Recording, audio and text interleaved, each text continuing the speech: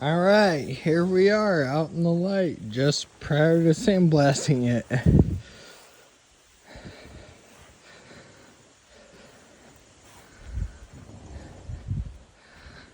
I don't even know how much I'm really going to sandblast considering it all needs to be replaced.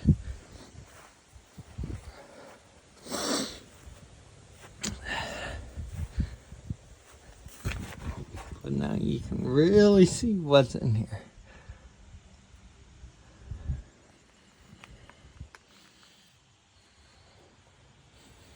I did cut out a little bit of that floor, that way it's easier to be seen.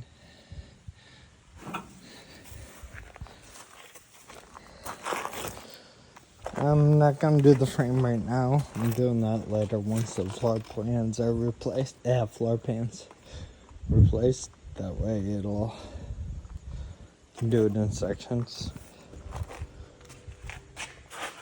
But this is where it begins.